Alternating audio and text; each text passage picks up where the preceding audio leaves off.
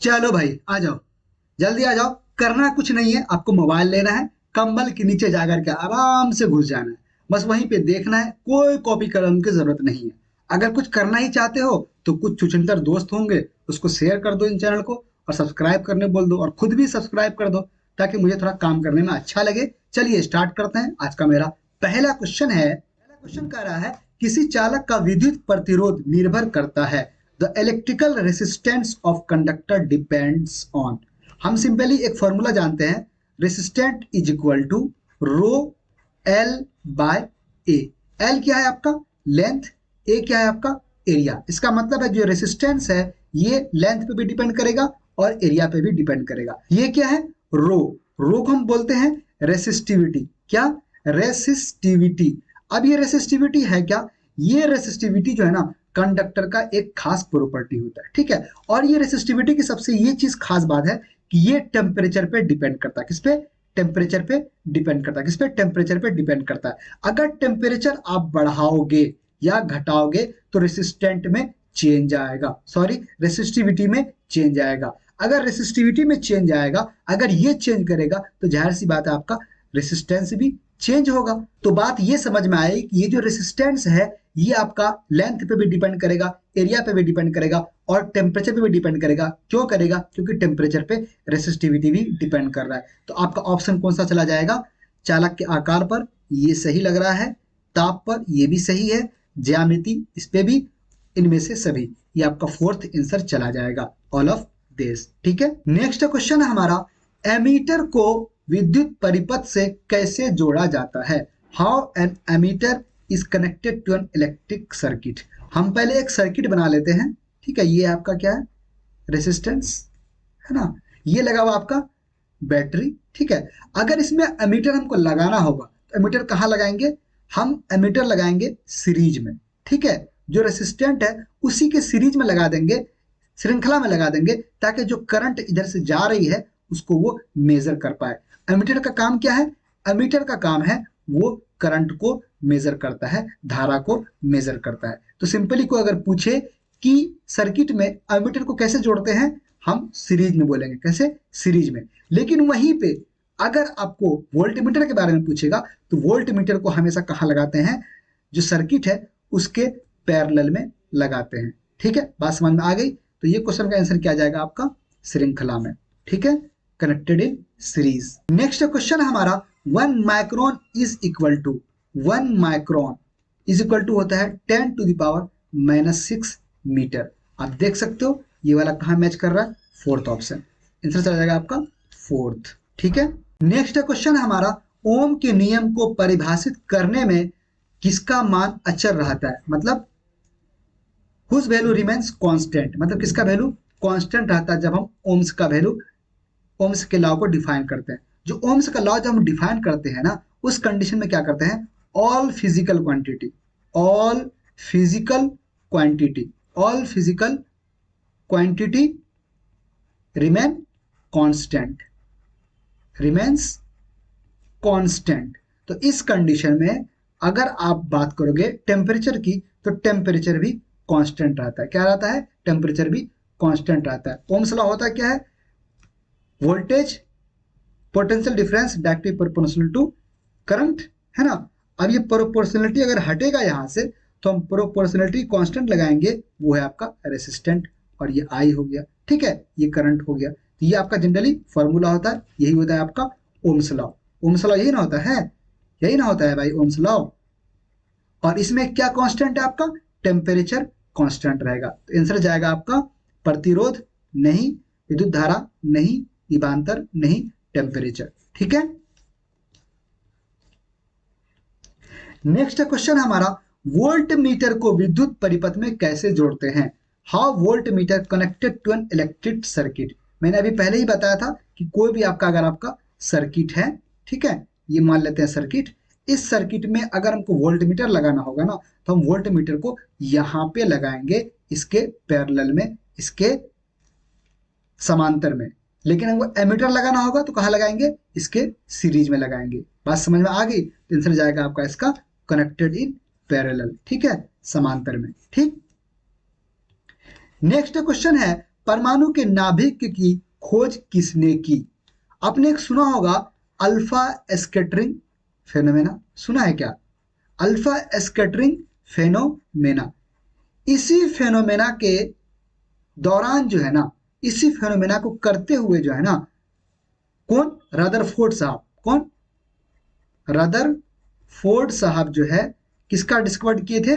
Nucleus का discover किए थे, नाभिक का डिस्कवर किए थे। कौन किए थे? रदरफोर्ड साहब। तो आंसर क्या आ जाएगा आपका? रदरफोर्ड। ठीक है। नेक्स्ट क्वेश्चन है, पृष्ठ तनाव की इकाई है the unit of surface tension. क्या? Surface tension. सरफेस टेंशन को हम टी से डिनोट करते हैं। ये होता है फोर्स पर यूनिट लेंथ। अब फोर्स का क्या यूनिट होता है? न्यूटन। लेंथ का क्या होता है? मीटर। तो न्यूटन पर मीटर, या इसको ऐसे लिख सकते हो न्यूटन मीटर इनवर्स। तो आंसर जाएगा आपका ये वाला। ठीक है। नेक्स्ट क्वेश्चन है, निम्न में से किसमें आवेश नहीं होता? अल्फा कण, जो अल्फा पार्टिकल होता है, इसका चार्ज होता है +4, सॉरी +2। क्या होता है? इसका मास होता है 4। ठीक है। जो अल्फा पार्टिकल है इस पे चार्ज +2 होता है और इसका मास 4 होता है। ठीक है। जो बीटा पार्टिकल है, जो बीटा पार्टिकल है इसमें -1 चार्ज होता है। जो फोटोन है इसका चार्ज होता है आपका 0 और प्रोटॉन का चार्ज होता है +1। तो क्या पूछ रहा है? आवेश नहीं होता, डज नॉट कंटेन चार्ज। इसका मतलब आंसर जाएगा आपका फोटोन। क्या जाएगा? फोटोन। ठीक है। नेक्स्ट क्वेश्चन है, कोणीय वेग का आयामी सूत्र है dimensional formula of angular velocity. अभी एंगुलर वेलोसिटी होता क्या है? इसको डिनोट करते हैं ओमेगा से। ये होता है 2πn। क्या होता है? 2πn। और n क्या है? n है आपका फ्रीक्वेंसी। और ये होता है फ्रीक्वेंसी, क्या होता है? इनवर्स ऑफ टाइम होता है। क्या होता है? इनवर्स ऑफ टाइम होता है। तो यहाँ पे हम 2π/t इसको हम लिख सकते हैं। ठीक है। और ये 2π क्या है? कांस्टेंट है। तो कांस्टेंट का तो कोई डायमेंशनल फॉर्मूला होता नहीं है, तो 1/t। और t को हम डिनोट करते हैं t से ही, उसका जो डायमेंशनल फॉर्मूला होता है। तो और ये हो जाएगा t-1। ठीक है। कोई दिक्कत नहीं है, आप मैच कर सकते हो। m0 m0 t1 नहीं, t-1 होना चाहिए। m0 m0 t-1, ये आपका आंसर चला जाएगा। ठीक है। नेक्स्ट क्वेश्चन है, the charge of one electron is. One electron का जो चार्ज होता है वो होता है 1.6 इंटू 10⁻⁻19 कूलम। और ये होता है निगेटिव में। क्यों? क्योंकि जो इलेक्ट्रॉन है इसका चार्ज निगेटिव होता है। तो यहाँ पे आप निगेटिव लगा दोगे। तो देखो कौन सा ऑप्शन सही है? ये है आपका थर्ड। ठीक है। थर्ड आंसर आपका चला जाएगा। नेक्स्ट क्वेश्चन है, सूर्य के चारों ओर पृथ्वी के घूमने के लिए कौन सा बल जिम्मेदार है? कौन सा बल जिम्मेदार है? कौन सा बल जिम्मेदार है भाई? Which force is responsible for the rotation of earth around the sun? यहाँ पे है आपका ग्रेविटेशनल फोर्स, गुरुत्वाकर्षण बल। ठीक है। ये आपका आंसर चला जाएगा। नेक्स्ट क्वेश्चन है, विद्युत आवेश की एसआई इकाई है। विद्युत आवेश क्या होता है? SI unit of electric charge. जो चार्ज है इसका यूनिट क्या होता है? क्या होता है इसका यूनिट? कूलम, जिसको डिनोट करते हैं सी से। ठीक है। तो कूलम देख लो, ये आपका आंसर चला जाएगा। नेक्स्ट क्वेश्चन है, प्लांक नियतांक का मान होता है। जो प्लांक नियतांक होता है, जो कांस्टेंट होता है, प्लैंक कांस्टेंट होता है, इसका वैल्यू कितना होता है? ये होता है 6.626 इंटू 10⁻⁻34 जूल सेकेंड। अब मैच कर लो किस में जा रहा है? ये आपका डी आंसर हो जाएगा। ठीक है। आपका आंसर डी चला जाएगा। ठीक है। नेक्स्ट क्वेश्चन है, प्रकाश की किरण जब एक माध्यम से दूसरी माध्यम में जाती है वो मुड़ जाती है। किरण के मुड़ने को क्या कहते हैं? कहने का मतलब है कि अगर यहाँ पे लाइट है, आपका ये कोई लेयर है। ठीक है। यहाँ से लाइट आ रही है, लाइट आ रही है, और यहाँ पे आप क्या डाल दोगे? परपेंडिकुलर डाल दोगे। ठीक है। अगर ये मीडियम रेयर है, दो तरह का मीडियम होता है, रेयर और एक डेंसर। ठीक है। जिसकी डेंसिटी ज्यादा है वो डेंसर हो गया, जिसकी डेंसिटी कम है वो रेयर हो गया। ठीक है। अब अगर रेयर से डेंसर में जाएगा ना, तो अगर यहाँ पे एंगल कुछ और बना के आ रहा है तो ये एंगल इतना ही नहीं रहेगा, ये थोड़ा सा कम हो जाएगा।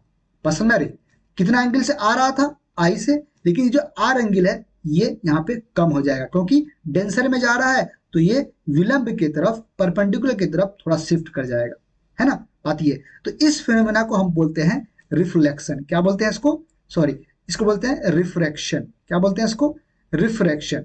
अगर यहीं पे लाइट आई, ऐसा सरफेस से टकराई कि फिर घूम करके इसी मीडियम में चली गई, इसी मीडियम से आई और उधर के ही चली गई घूम करके, इसको हम बोलते हैं रिफ्लेक्शन। क्या बोलते हैं इसको, इसको बोलते हैं रिफ्लेक्शन। सेम मीडियम में ही चलेगी घूम करके तो हम बोलेंगे रिफ्लेक्शन। अगर मीडियम चेंज हो रहा है तो वहां बोलेंगे हम रिफ्रैक्शन। तो यहां क्या बोल रहा है कि दूसरे माध्यम में जा रहा है, इसका मतलब है कि क्या जाएगा आपका आंसर, रिफ्रैक्शन। सेकंड ऑप्शन अपवर्तन। ठीक है, कोई दिक्कत नहीं है, चलिए आगे बढ़ते हैं। नेक्स्ट क्वेश्चन कह रहा है पृथ्वी की सतह से ऊपर जाते समय गुरुत्वाकर्षण त्वरण जी, जी क्या है, गुरुत्वाकर्षण त्वरण, एक्सेलरेशन ड्यू टू ग्रेविटी, ये क्या होगा, इसका मान क्या होगा। जब भी अगर हम अर्थ के सरफेस से ऊपर जाते हैं ना, तो कोई भी चीज है अगर यहाँ पर रखोगे तो ये नीचे गिरेगी। क्यों गिरेगी, क्योंकि इस पे जी लग रहा है। ठीक है, क्या लग रहा है, जी लग रहा है, वो जी क्या, गुरुत्वाकर्षण त्वरण लग रहा है। ठीक है, लेकिन अगर इसको और ऊपर लेके चले जाओगे, ऊपर लेके जाते चले जाओगे, एक बार ऐसा वक्त आएगा कि वो फिर नीचे दोबारा आएगा ही नहीं आएगा, क्योंकि उस पर जी का वैल्यू लगना कम हो गया, मतलब जीरो हो गया। तो इसका मतलब ये है कि ऊपर जाते समय क्या हो रहा है, घट रहा है, घटता है, मतलब डिक्रीज हो रहा है। क्या हो रहा है, डिक्रीज हो रहा है। क्या हो रहा है, डिक्रीज हो रहा है। तो आपका आंसर चला जाएगा सेकंड, डिक्रीज। ठीक है, नेक्स्ट क्वेश्चन है किसी दूर स्थित बिंदु पर द्विध्रुव के विद्युत क्षेत्र की तीव्रता जिसकी दूरी r इसके समानुपाती होता है। The intensity of electric field of an electric dipole at distant point whose distance r proportional to. ये अगर आप देखोगे ये फॉर्मूला होता है E is equal to K P sine theta by R cube, मतलब E inversely proportional to R cube होता है।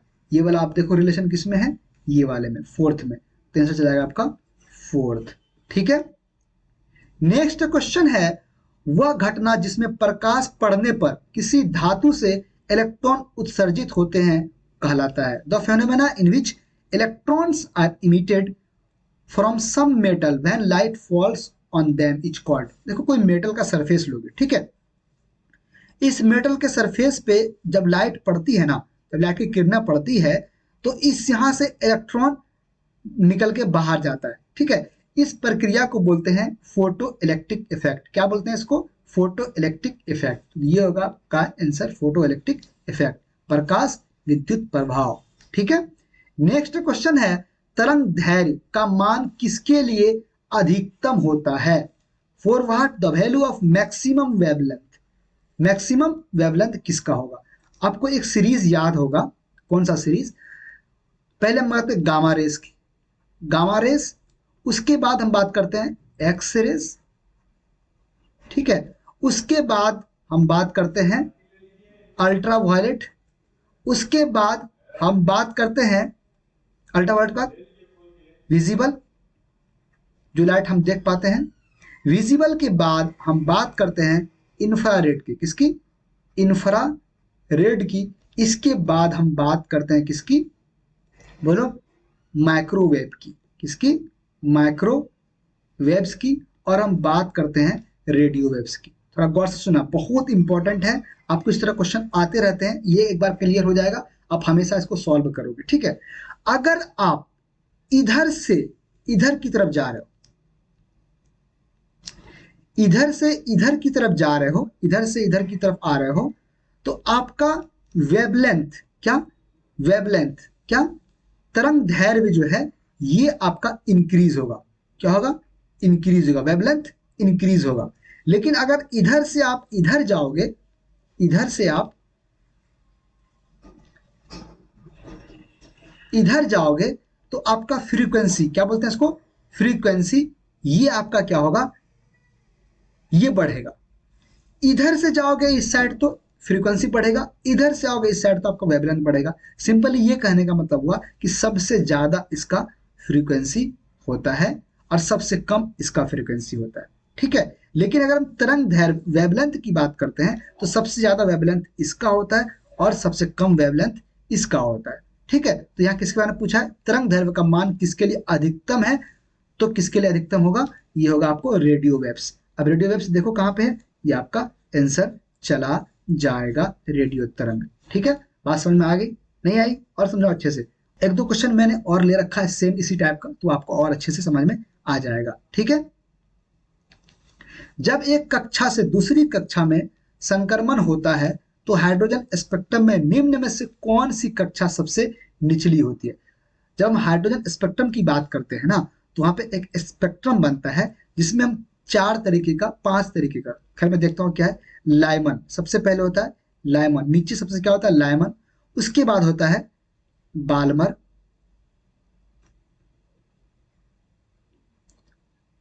उसके बाद होता है पाश्चन, उसके बाद होता है ब्रैकेट, उसके बाद होता है पीफुंड, उसके ऊपर होता है हमफ्री। क्या होता है, हमफ्री, ठीक है। ये आपको सीरीज होता है, आप इधर से ऊपर जाते हो, सबसे नीचे क्या होता है, लाइमन, उसके बाद बाल्मर, उसके बाद पाश्चर, उसके बाद ब्रैकेट, उसके बाद पीफंड, उसके बाद हमफ्री, ठीक है। तो ये क्वेश्चन पूछ रहा है कि which of the following is the lowermost orbit in the hydrogen spectrum when there is a transition from one orbit to another. तो कौन सा लोअर में है, लाइमन। आपका आंसर चला जाएगा फर्स्ट, लाइमन, ठीक है। नेक्स्ट क्वेश्चन है, गुरुत्वाकर्षण नियतांक का मान होता है, इसको हम डिनोट करते हैं जी से, इसका वैल्यू होता है 6.67 इंटू 10⁻⁻11 न्यूटन।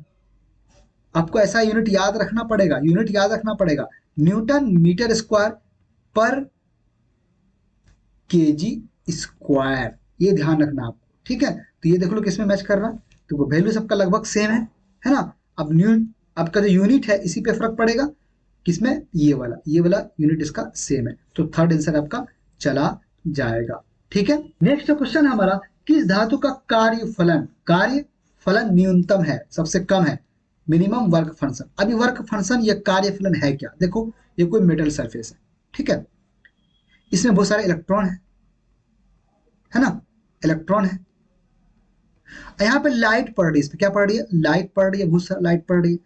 अब ये वर्क फंक्शन, ये कार्य फलन होता क्या है, यहाँ से लाइट कंटिन्यू पड़ रही है इलेक्ट्रॉन पे, और ये इलेक्ट्रॉन यहाँ से लाइट लेके बाहर निकलेगा, है ना। मिनिमम एनर्जी जो इलेक्ट्रॉन अब्सॉर्ब करके बाहर निकल जाए उसी को बोलते हैं वर्क फंक्शन या कार्य फलन। अब ये कार्य फलन किसका सबसे कम होगा, जिसको सबसे कम लाइट की एनर्जी चाहिए, कम मिलते ही वो बहुत जल्दी बाहर निकल जाएगा, निकलेगा ना। तो अगर आप सोडियम को देखोगे तो सोडियम का इलेक्ट्रॉनिक कॉन्फ़िगरेशन होता है वो NS1 होता है, सबसे लास्ट वाला, और ये एक इलेक्ट्रॉन को जल्दी से भगा करके अपना स्टेबल कॉन्फ़िगरेशन को अचीव कर लेगा, तो ये सबसे इजीली यहाँ से इलेक्ट्रॉन को पास करवा देगा। मतलब इस इलेक्ट्रॉन को सबसे कम एनर्जी चाहिए, और कम एनर्जी चाहिए तो ये आंसर हो जाएगा इसका सोडियम। नेक्स्ट क्वेश्चन है हमारा, विद्युत चुंबकीय तरंगों में विद्युत और चुंबकीय क्षेत्रों के बीच कलांतर होता है। In an electromagnetic wave the phase difference between the electric and magnetic field, ये होता है आपका जीरो। कितना होता है, जीरो। कितना होता है, जीरो।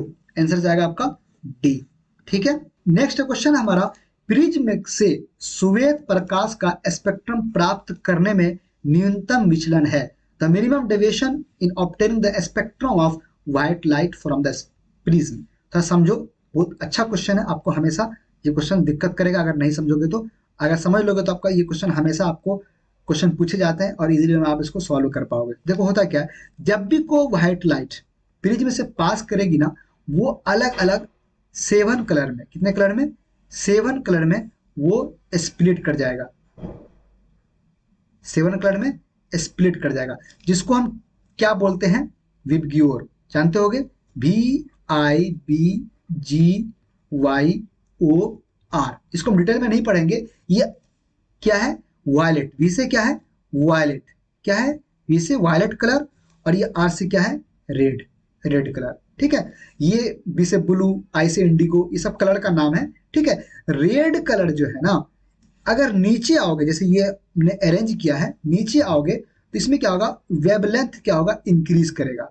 तो सबसे ज्यादा वेवलेंथ किसका होगा, रेड लाइट का। और जिस लाइट का वेवलेंथ सबसे ज्यादा होगा वो ज्यादा फास्ट ट्रेवल करेगा, और जब फास्ट ट्रेवल करेगा तो डेविएट कम करेगा, ठीक है। तो यहां पे पूछा है कि कौन मिनिमम डेविएशन करेगा, इसका मतलब है रेड लाइट ज्यादा डेविएट नहीं करेगा, कम डेविएट करेगा। और ज्यादा पूछता तो क्या जाता, वायलेट, बैगनी कलर, ठीक है। तो यहां आंसर जाएगा आपका रेड, ठीक है। नेक्स्ट क्वेश्चन है, एक प्रकाश वर्ष बराबर है, 1 light year is equal to, 1 light होता है 9.46 into 10⁻15 metre, 9.46 into 10⁻12 kilometre, 9.46 into 10⁻17 metre. इसको सब यूनिट में चेंज कर दिया, सेंटीमीटर में इतना होगा, किलोमीटर में इतना है, और मीटर में इतना है। यहाँ पे किस में पूछ रहा है देख सकते हो, 9.46 तो सब में कॉमन दिख रहा है आपको, कितना है आपका 12 किलोमीटर, ये वाला आंसर आपका चला जाएगा, सेकेंड ऑप्शन, ठीक है। नेक्स्ट क्वेश्चन हमारा, निम्न में से किससे दूरी मापी जाती है, तो दूरी जो मापते हैं हम लोग किस में मापी जाती है, सिंपल ऑप्शन देखोगे, मीटर, हाँ इसमें नापा जाता है, पारसेक, हाँ इसमें भी नापा जाता है, एक वर्ष इसमें भी नापा जाता है, ये सभी आंसर जाएगा आपका ये सभी। अगर पूछा है कि सबसे लंबी दूरी नापने के लिए हम क्या यूज करेंगे, तो पारसेक, ये ध्यान रखना, सबसे लंबी दूरी, अगर सबसे लंबी दूरी की बात करेगी, सबसे लंबी दूरी अगर नापना है हमको तो हम पारसेक का इस्तेमाल करेंगे, ठीक है। लेकिन अगर छोटा मोटा दूरी है तो हम मीटर से काम चला लेंगे। ये सारी जो यूनिट है वो डिस्टेंस को मेजर करती हैं, तो ऑल ऑफ दिस आंसर चला जाएगा। नेक्स्ट क्वेश्चन है, निम्न में से किसकी तरंग दैर्घ्य न्यूनतम है, मिनिमम वेवलेंथ, तरंग दैर्घ्य सबसे कम है। अभी मैंने इससे पहले क्वेश्चन सॉल्व करवाया था, क्या, विबग्योर, VIBGYOR,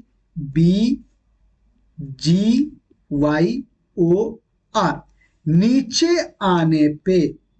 आने पे तरंग दैर्घ्य वेवलेंथ क्या होता है, इंक्रीज होता है। तरंग दैर्घ्य को हम डिनोट करते हैं किससे, लैम्डा से, ठीक है, लैम्डा से इसको हम डिनोट करते हैं। तो नीचे आने पे वेवलेंथ क्या होगा, इंक्रीज होगा। तो यहां पूछ रहा है सबसे कम किसका है, सबसे कम किसका है, सॉरी यहाँ पे कुछ और पूछ रहा है, यहाँ पे जो है ना वो रेस के बारे में पूछ रहा है ना, यहाँ कलर के बारे में नहीं पूछ रहा, रेस के बारे में पूछ रहा है। और रेस के बारे में मैंने आपको इससे पहले आपको बता रखा है ना, इससे पहले भी रेस के बारे में तो वो वाला क्वेश्चन था ना, एक क्वेश्चन और था मैंने कराया इससे पहले, अभी उसके बारे में मैंने बता रखा है।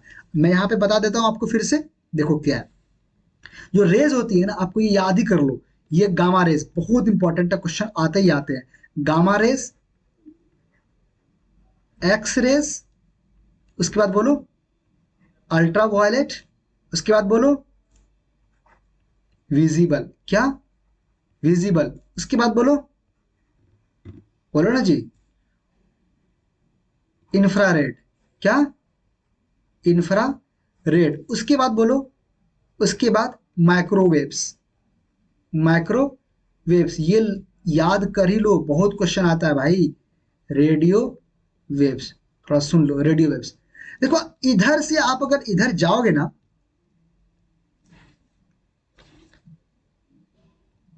अगर आप इधर से इधर जा रहे हो, ठीक है, अगर आप इधर से इस डायरेक्शन में मूव कर रहे हो ना, तो वेवलेंथ इंक्रीज हो रहा है, क्या हो रहा है, वेवलेंथ तरंग दैर्घ्य क्या हो रहा है, इंक्रीज हो रहा है। तो इसका मतलब है कि रेडियो वेव का सबसे ज्यादा वेवलेंथ है, इसका सबसे कम वेवलेंथ है। लेकिन वही अगर इस डायरेक्शन में मूव करोगे, इस डायरेक्शन में मूव करोगे, तो आपको फ्रीक्वेंसी, जो फ्रीक्वेंसी होती है वो इंक्रीज करेगी। इसका मतलब सबसे ज्यादा फ्रीक्वेंसी इसकी होगी, तो मैक्सिमम फ्रीक्वेंसी इसकी है और मैक्सिमम वेवलेंथ इसकी है, ठीक है, मैक्सिमम फ्रीक्वेंसी इसकी है और मैक्सिमम क्या वेवलेंथ इसकी है। तो याद कर लो आप, सिंपल ये क्वेश्चन पूछा जाता है, हमेशा पूछा जाता है, और आपको आना चाहिए। ठीक है, मिनिमम वेवलेंथ पूछा है तो मिनिमम वेवलेंथ किसका होगा, गामा रेस का। ठीक है, तो ये आपका आंसर फर्स्ट चला जाएगा। नेक्स्ट क्वेश्चन है, अर्धचालक में विद्युत चालकता का कारण है, the reason for electrical conductivity in a semiconductor. जो सेमीकंडक्टर है, अगर हम सेमीकंडक्टर की बात करते हैं, ये आपका सेमीकंडक्टर, ठीक है, इसमें जो इलेक्ट्रिकल कंडक्टिविटी होती है वो होल इलेक्ट्रॉन ऐसे करके इसमें सारा चीजें पाई जाती है। ठीक है, इलेक्ट्रॉन फिर होल, इलेक्ट्रॉन फिर होल, ठीक है, होल इलेक्ट्रॉन ऐसे करके। जब कंडक्टर की बात करोगे तो कंडक्टर में सिर्फ किसकी वजह से होता है, इलेक्ट्रॉन की वजह से। किसकी वजह से, इलेक्ट्रॉन की वजह से। किसमें, कंडक्टर में। कंडक्टर की अगर बात करते हैं तो कंडक्टर में जो कंडक्टिविटी होती है वो सिर्फ इलेक्ट्रॉन की वजह से होती है, लेकिन अगर सेमीकंडक्टर की बात करेंगे तो यहाँ पे होल्स एंड इलेक्ट्रॉन दोनों की वजह से कंडक्टिविटी होती है। तो आंसर जाएगा इसमें आपका इलेक्ट्रॉन और छिद्र दोनों। ठीक है, नेक्स्ट क्वेश्चन हमारा, ऐसी रेडियो तरंगें जिनकी आवृत्ति टेलीविजन संकेतों से अधिक होती है वह कहलाती है। Such radio waves whose frequency is higher than the television signals. मतलब टेलीविजन का जो सिग्नल होता है उससे ज्यादा फ्रीक्वेंसी किसकी होती है। मैंने इससे पहले क्वेश्चन करवाया था, उसको था देखो जाकर के। यहाँ पे देखो, यहाँ सबसे ज्यादा फ्रीक्वेंसी किसकी है, गामा रेस की, एक्स रेस की, उसके बाद एक्स रेस की, उसके बाद यूवी रेस की, उसके बाद आपको विजिबल रेस की। सबसे कम किसकी फ्रीक्वेंसी है, रेडियो वेव की। और रेडियो वेव के ही अंदर आता है आपका टीवी का वेव, आपको रडार का वेव, ठीक है, आपको एफएम रेडियो सुनते हैं इसका, ये सारा किसके अंदर आता है, ये आपका रेडियो वेव के अंदर आता है। इसका मतलब है इसका भी आपको क्या कम होगा, जब रेडियो वेव का अगर आपको फ्रीक्वेंसी कम है तो मतलब जाहिर सी बात है कि टीवी का भी कम होगा, एफएम का भी कम होगा। और इससे ज्यादा किसका है, माइक्रोवेव का, इंफ्रा का, विजिबल का, यूबी का है, रेस का है, गामा रेस का। मतलब रेडियो वेव से तो ज्यादा ही फ्रीक्वेंसी है ना ये सबका। अब नेक्स्ट क्वेश्चन पे आओ, क्या बोल रहा है कि इसका फ्रीक्वेंसी जो हायर है, मतलब टीवी का जो फ्रीक्वेंसी है इससे किसका फ्रीक्वेंसी हायर है। यहाँ पे तो एक्स रेज इसका भी हायर है, गामा रेज इसका भी हायर है, माइक्रोवेव इसका भी हायर है। तो ऑल ऑफ दिस इसका आंसर चला जाएगा। सिंपली बात समझ में आ गई आपको। ठीक है, नेक्स्ट क्वेश्चन है, नाभिक की त्रिज्या का क्रम है, the order of the radius of the nucleus. ये होता है 10⁻⁻15। ठीक है, आंसर चला जाएगा आपका ये वाला। ठीक है, नेक्स्ट क्वेश्चन आपका, विद्युत चुंबकीय तरंगों को ध्रुवीकृत किया जा सकता है। Electromagnetic wave can be polarised by. Polarise जो किया जाता है इलेक्ट्रोमैग्नेटिक वेव को, एक इंस्ट्रूमेंट होता है, एक इस तरह का पोलरॉइड होता है। ठीक है, इससे लाइट को पास करते हैं। ठीक है, तो लाइट पोलरॉइड हो जाती है, इधर से लाइट पास होती है और इधर से सिंपल लाइट तुम दोगे, इलेक्ट्रोमैग्नेटिक वेव दोगे। ठीक है, और यहाँ पे आपको पोलराइज्ड लाइट मिलेगा। क्या मिलेगा आपको, पोलराइज्ड लाइट मिलेगी आपको। इसको बोलते हैं पोलरॉइड। क्या बोलते हैं इसको, पोलरॉइड। आंसर जाएगा आपका थर्ड। ठीक है, नेक्स्ट क्वेश्चन है, निम्नलिखित में से कौन सी वस्तु के जड़त्व को मापने की इकाई है। विच of the following is the unit of measurement of inertia of object. जो इनर्शिया है, जो जड़त्व है, ये क्या है ना, इनर्शिया जो है ना, ये किसी भी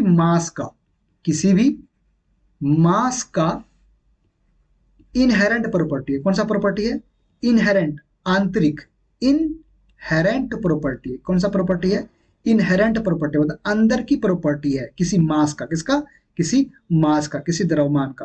तो इससे हम समझ सकते हैं, the following is the unit of measurement of inertia of object. तो जाएगा आपका क्या, मास, या फिर हिंदी में बोलो तो द्रव्यमान। ठीक है, ये आंसर आपका हो जाएगा। चलिए इसी तरह क्वेश्चन बनाते रहिए, चैनल को सब्सक्राइब करिए, अपने दोस्तों तक शेयर करिए। Thank you.